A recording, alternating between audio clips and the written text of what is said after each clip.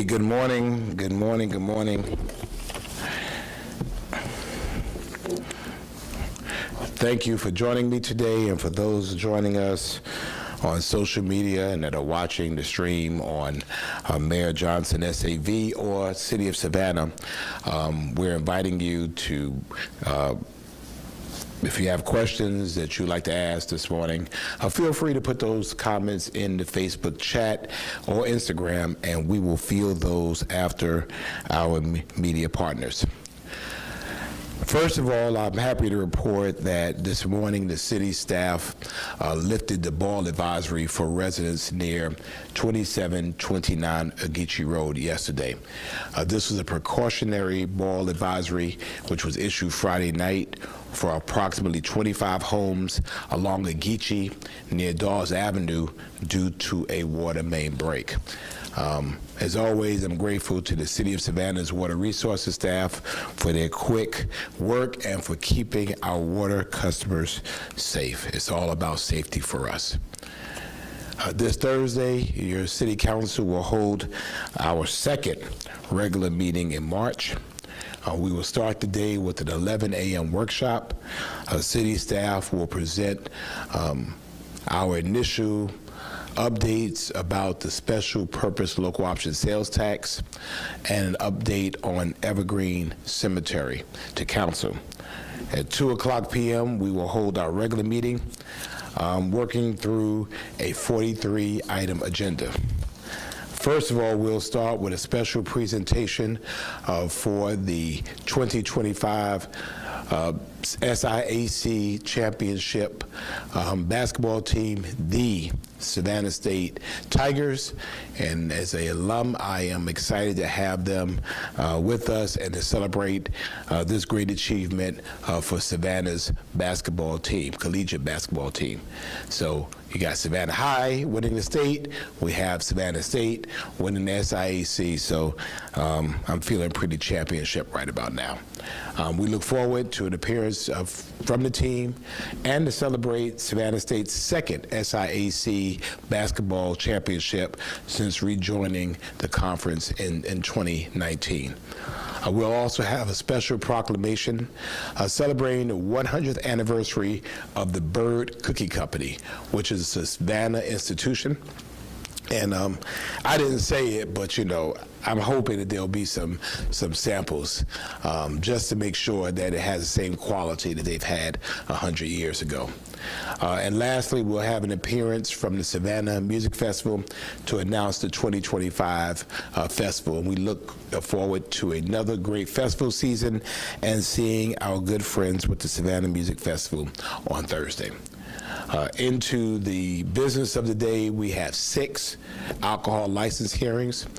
We will look at the approval of a Class C license with Sunday sales for Baby's General Store, which is a restaurant, approval of a Class C license with Sunday sales to Richard Kessler of Foley House, approval of a Class B alcohol license for the Laundry Diner, a new restaurant on Paulson, approval of a Class C license for Joe and Vera's restaurant on West Broughton Street, approval of a Class C and a Class E license with Sunday sales for the AC Hotel on River Street, and finally a Class C license with Sunday sales for Shoe Hot Pot on Easter End Avenue.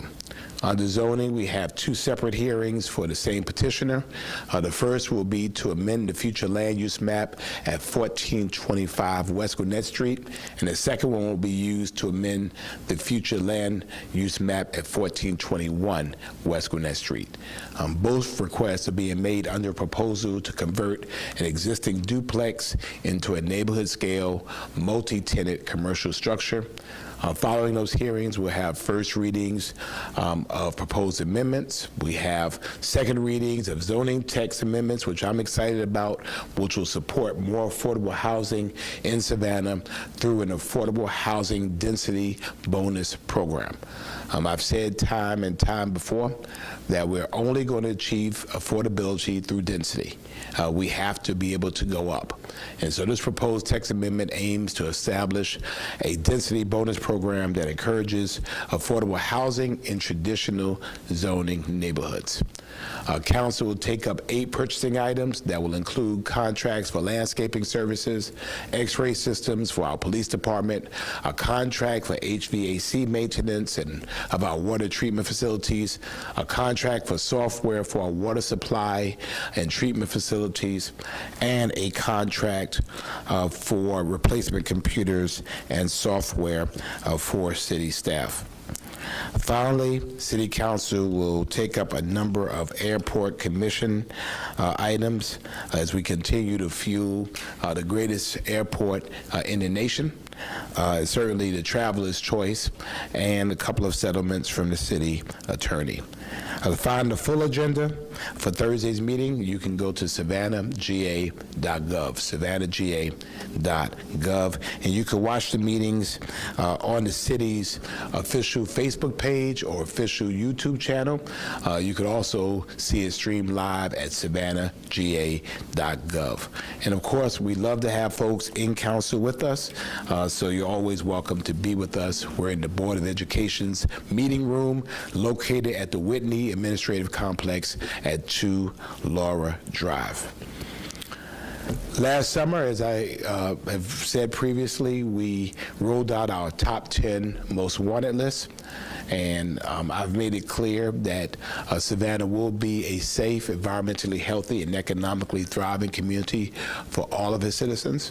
And that if you are a part of making Savannah unsafe, if you're committing a crime, particularly a violent crime, we're putting you on notice to turn yourself in, or we're going to find you. And the Savannah Police Department has been making arrests, and I'm grateful to them for their great police work and making sure that individuals who do not deserve to be on our streets are not on our streets. I said before, and I'll say again, that we are just a part, we're the entry point of the criminal justice system, and so we turn them over to a system that we do not control, be it the courts, be it prosecution. We don't control that. We don't control bond. We don't control probation or parole, but we are arresting them and getting off the streets. So we have a current top 10 list, and I appreciate our media partners for helping us. I will tell you that every week I'm getting a phone call from somebody who has either seen these individuals, have known these individuals, and in some cases, someone who's with the individual saying, all right, the man's looking for you. And so we want to give people dignity. We believe in a system of justice that you're innocent until proven guilty. And so we just tell you, man up, lawyer up, and, turn yourself in and then deal with it. Don't make us have to find you, because we're going to. So Akeem Graham, we're looking for you. Narada Washington, we're still looking for you. Trayvon Benford, we've been looking for you. Rictavious Gilliard, you like on the first list. Jaquan Hudson, we're looking for you. Alexi Castillo, you on our first list as well. Christian Kohler, we're looking for you. And Virgil Woodson, we're looking for you. So I'm going through these names again because cousin, grandmama, granddaddy, aunt, uncle, church member, neighbor, you know these folks. You know them. And so we have reason to believe that we want to talk to you, and we want the ability to do that. And again, not making any assertions about your guilt or innocence. We say handle your business and go ahead and come see us. Akeem Graham, Narada Washington, Trayvon Benford, Rictavious Gilliard, Jaquan Hudson, Elon Nexi Castillo, Christian Kohler, and Virgil Woodson. And I appreciate our media partners. We can provide pictures if you need them. We would love that to be on your social media channels because people do call in. 2 people at the beginning of this month on March the 10th have been arrested. That was John Passmore and Mustafa Johnson, and we thank our community and family members for the tips that help us to arrest these two individuals. But if you are one of the remaining 8, we want to see you. If you know one of these people, do the right thing. If you don't feel comfortable in asking them to come see us, then just call us. You can always submit an anonymous tip at the SPD tip line, 912-525-3124, 912-525-3124, or via the Savannah Police Department app. As always, you can, as a tipster, you qualify for a reward for up to $2,500 depending on the severity of the crime. And again, this is totally anonymous. If you see something, say something. As I always say, public safety is a public responsibility. Later today, I would love for you to join us as we celebrate our friends at Second Harvest of the Coastal Empire at their beautiful new building on Chatham Parkway to share some exciting news about a new initiative with the City of Savannah and Amazon. I approached Amazon about a novel idea to deal with issues of food insecurity in our city, and propose an idea in which our first responders, our police and our fire, would partner with America's Second Harvest to be able to create opportunities to reach people where they are. And we know that police and fire are our first responders. They see people where they are. So with sponsorship of Amazon, Second Harvest will be putting together boxes of food to assist our public safety officers to combat food insecurity in the Savannah community. Savannah Police and Savannah Fire will have food boxes that they could distribute to individuals who are identified as struggling with food insecurity. This new partnership will provide our incredible public servants a brand new tool to continue their work of protecting and serving our community. We know full well that oftentimes you can't get what you need from them until you give them what they need.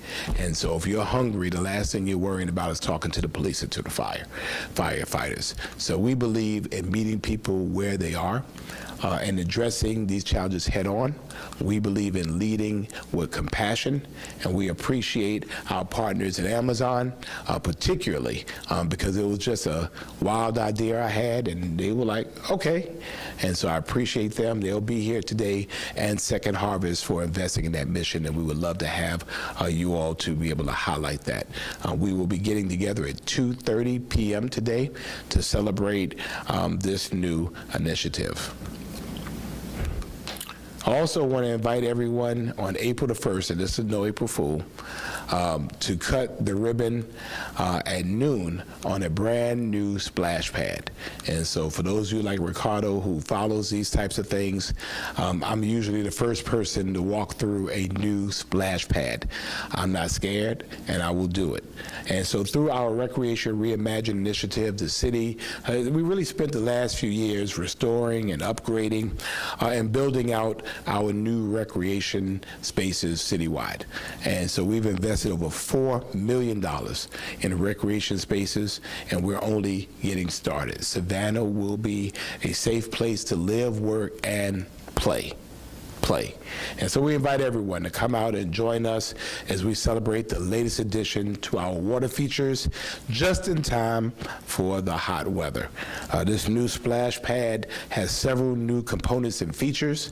It has something called zero depth water safety and is ADA compliant. So join us on next Tuesday, April the 1st at 12 noon at 333 Coleman Street at the Tatum Community Center for this ribbon cutting. And finally, and probably most importantly, this Friday, I want to invite everyone out for a very special event that the City of Savannah will be hosting. In 2021, our community lost a giant, a beloved figure in this community, a spiritual leader, the Reverend Matthew Southall Brown, who passed away at the age of 99. and after 35 years of service as a pastor of the St. John Baptist Church, known as the Mighty Fortress. On Friday, we will be joined by his family, his church family, and his beloved community and admirers to designate a portion of East Broad Street between Hartridge Street and Nickel Street as Reverend Matthew Southall Brown Sr. Way. We invite everyone to join us at 1 p.m. near the intersection of East Broad Street and Hartridge Street for this event. Everybody's going to come because this great man has touched all of us. He was referred to for years as Savannah's pastor, and so the footprint of him in this community, he was a Montfort Point Marine, which was one of the first black Marines. He had an opportunity, I believe at 97 or 98 years old, to go to the Netherlands, free from Delta Airlines, where he was honored by the government over there for the work that he has done. This is going to be a joyous celebration for a man who's had an incredible impact on his community and personally has a wonderful impact on our lives. For many of us, including me, Reverend Brown was a father, mentor, confidant, encourager, and trailblazer. His importance as a spiritual leader and civil rights leader is undeniable. And so we look forward to seeing everyone coming as we add his name to the very street he grew up on and the very street he spent most of his life ministering to our community. So join us. This is going to be a great day. This ends my prepared remarks, and if you're joining us on social media and you have questions, please add those to the comments of our live stream on Facebook and Instagram, and I'll take questions from our media partners. Good morning, Mr. Mayor. Hello. A few questions on council agenda items. Sure. Starting with the density bonus. Yes. Some of the components of that changed since the public hearing. Some neighborhoods were able to opt out. You added the affordable housing overlay. Can you just explain why those changes were necessary? Again, I think we did the public hearings. We took public testimony. We had to make sure that our policy is the best, latest, and greatest. Make sure it's actually doable, make sure it's in line with the best practices nationwide as it relates to that, and that it works for us. And so we think these are prudent changes. Again, I think the main thing is creating the bonus, and it still gets us to where it is we need to be. And having some neighborhoods be able to opt out, do you have any concerns about weakening the proposal in any way? I do somewhat, because the question becomes, how do neighborhoods opt out? Number one. Number two, does it really get us to where it is that we need to be? I've been always very, very interested that everybody wants affordable housing. Nobody wants it in their neighborhood. And I can't tell you how many people have told me in neighborhoods they don't want neighbors. The land is going to be used ultimately. They don't want commercial interest in there, but then they'll complain about the cost of housing. And so we can't have it both ways. If housing is going to be affordable, I think that we have to do the prudent thing now. I think that, history will bear us out because once, the tipping point comes and it becomes unaffordable, people move out of the city, and that's just the truth. And so I think for us, we have to make sure that we're doing the wise thing for tomorrow, not just the wise thing for today. Last one, on the West Gwinnett property, can you speak generally to the types of development you would like to see kind of around the arena and how that proposal could potentially fit into it? Well, I think it has to be something that is congruent to the neighborhood around it. We've worked very hard to ensure that there was a firewall from the arena to the community, and I think we've done a good job in doing that. Stiles Avenue, Gwinnett has really created kind of that buffer. It needs to be something that transitions into the neighborhood, things that the community might be able to take take advantage of or use, so community-based businesses. I think obviously there's probably a desire for some tourist-related items there. Again, I think it needs to be more community-based. But again, we would see once the proposals come in. Yeah, I was just wondering about the term affordable housing, because if the housing is developed privately, with private funds as opposed to city or state funds, how are you going to control what is charged for rent? Good question. So there are two parts of it. The first side is that we recognize that there's a need for housing on all levels. Yes, last week I was Hutchinson Island. There's new housing coming over there. That is not affordable by anybody, including me. However, we believe that as this housing becomes available, people on this side of the river will go over there, and then that housing is available, and then people in other areas might want to live downtown, so then they go to that. So it creates this movement where ultimately, as people are doing better, they want and they can afford higher options, then at the end of that continuum, housing becomes available.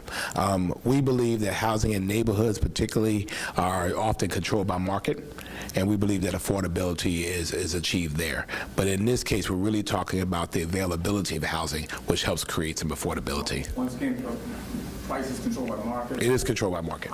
The neighborhood that I'm in, I've been in my house for about 30 years. Right. I paid $60,000 for the house. The house is worth $600,000. Most of my neighbors are gone. I think there's 3 of us left that came. The market itself is driving people out of the neighborhoods and out of the city. But we know people want to live in neighborhoods. They want to create those opportunities. And there's a price point at which people are going to be able to pay. And so in creating accessory dwelling units, for example, or creating density, there's only a certain amount that people are going to pay for that. And so we think that also creates that affordability incentive for that as well, for people to take advantage of that. Again, for us, it's driven by density here, because if you don't have the density, then you don't have anything else to be able to add on to. Getting back to that accessory dwelling, I've been talking to some friends that live in LA. Yes. The city is actually helping them to construct carriage houses and things of that nature on their existing property so that they can actually increase density. But is there any such plan for anything like that here in the city? Not presently, and I have looked at that as well in my last trip to LA. Obviously the funding would be an issue in terms of investing in private property. So I'm still watching that to see if there's applicability. It may not be that we are paying for it. It might be an incentive to help with some type of either a payment or something with permitting that we might be able to help with. There might be ways we're able to help. So, but I've seen that though. Mayor Van, how you doing? I'm doing well, thank you. So recently there was a call for a shooting that happened 2 weekends ago that left one man dead, to take that investigation into a hate crime investigation. You were there at that scene as well. Is there any comment from the city on that? I'm not familiar with any call. No one's called me. From the Savannah Pride Center too. Savannah. No one has called me. So you're asking me. So, but let's be really clear, and I was there that day, about what hate crimes are and what the Department of Justice says that hate crimes are. They're criminal acts committed on the basis of race, religion, social orientation, other protected classes. For our police department, I think they're open. I mean, they investigate and see where the facts lead them. They don't start with the conclusion and work their way backwards. So if the facts support a hate crime, again, it is what it is.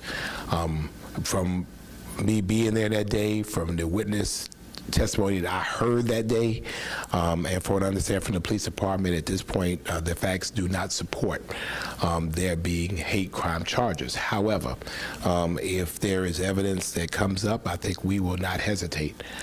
We have no tolerance for hate crimes in our city. Many of you remember some years ago I started the Proud Savannah Task Force, which is our connection with our LGBTQ community, with the promise that we would take those crimes seriously. We would investigate them exhaustively, and if the charges are warranted by the investigation, then we'll be able to do that. And so I think that's probably the most I can say without any more investigative product being developed. And then more of a general sense within Savannah Police, is there a hate crime task force, or is that thing you just mentioned kind of like that hate crime task force? Well, a hate crime task force, all of our police officers, particularly our investigative team, they investigate everything. So I don't think we have people that they're sitting around, because fortunately, we've been tracking this now for 6 years, and we have not had hate crimes in that way. So I think to have a task force to investigate hate crimes that don't exist, is not a good use of our resources. However, every single individual that's in our investigative team, if those charges support it, and I think, again, the Department of Justice is really clear, we would not hesitate to hold someone responsible or charge someone for hate crimes if the facts support charging for hate crimes. And then my final question for you on a different topic, talking about these businesses that were cited over St. Patrick's Day for serving alcohol to minors or serving outside of zones. What's kind of the future of those businesses? They're handled administratively. We want to make it clear, and we've made it clear, I made it clear in this room, that we're going to hold them accountable. And there is an administrative process. So some are different parts of the administrative process. It might be a warning, it might be a citation, it might be a fine. I'm not familiar with any of them being either egregious enough that it becomes it comes to what's called a show cause hearing before council. So it's handled at the staff, revenue department, the city manager's level. And so I trust all of them will be personally contacted, and based on their individual circumstances, some discipline meted out for that. Yeah, good morning. Hey, good morning. Do you think SBD, the officers, detectives, are adequately trained to identify hate crimes, and in light of what happened and with the concerns for the Pride Center, that training ought to be reviewed and perhaps enhanced? Our police officers receive training every single year on a variety of things. As a former law enforcement officer, I will tell you that they receive not only on hate crimes, also trafficking, human trafficking, child trafficking, sex trafficking.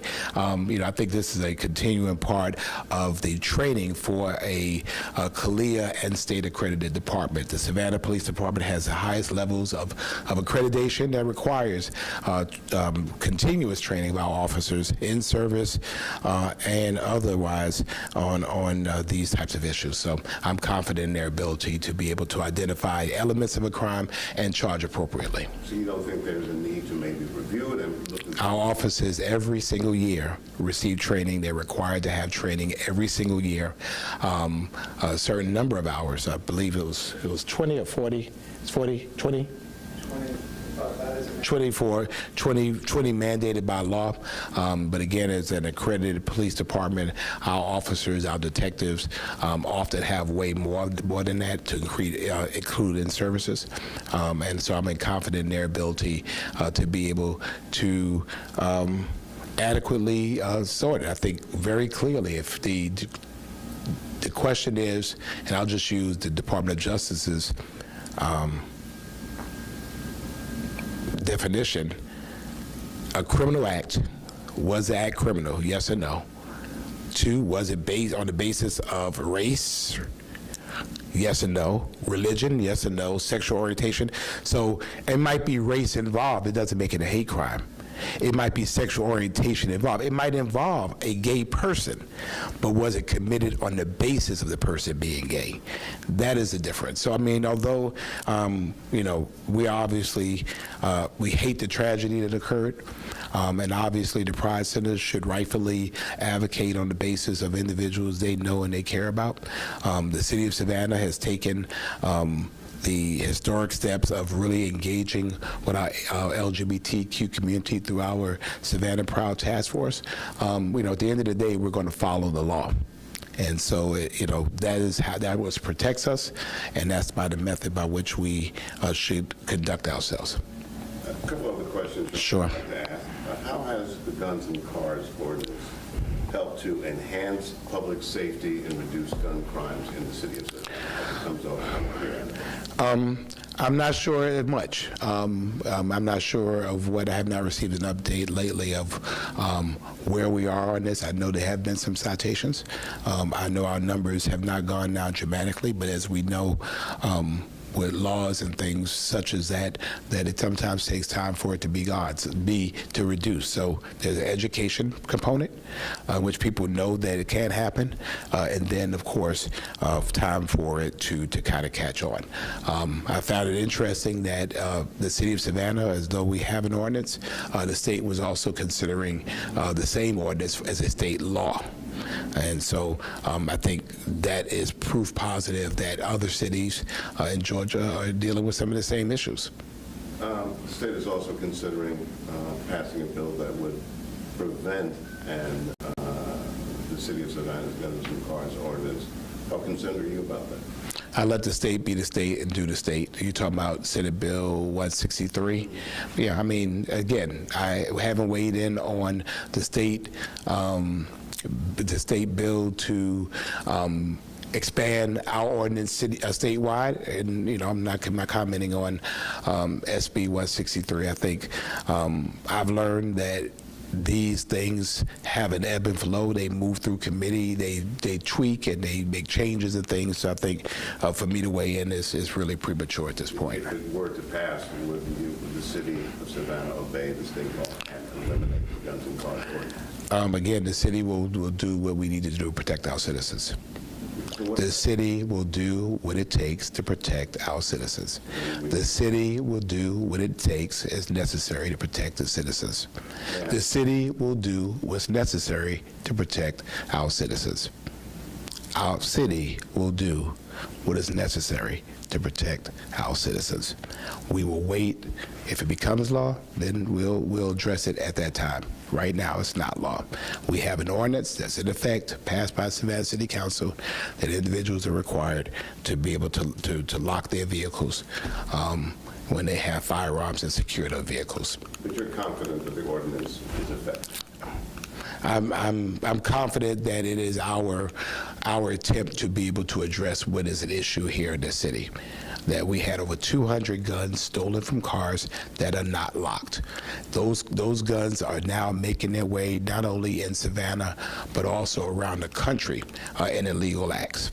And so if we can stop or starve the way that guns get out into the community, then maybe we can help also address illegal guns being in our community. Thank you, sir. Thank you. Thank you. Yeah, one question from social media. One meeting from social media. One very different topic.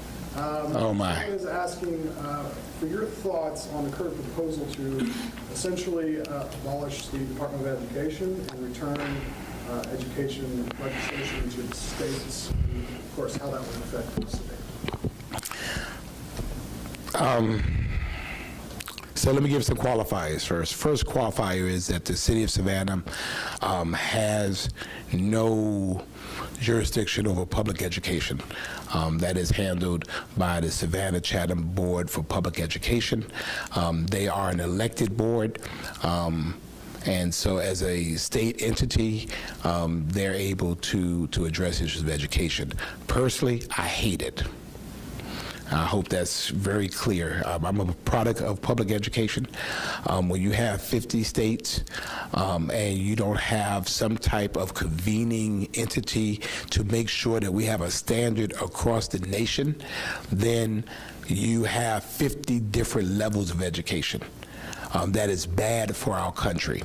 if you don't have a federal agency to ensure that there are opportunities for those that are impoverished, those that are poor, those that have learning disabilities, those that have physical disabilities, again, that is an issue.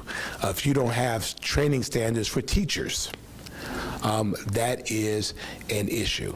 I think that we all can agree that the viability of our country depends on our ability to ensure that people are educated. We are not competing against Mississippi. We're not competing against South Dakota. We are competing against South Korea.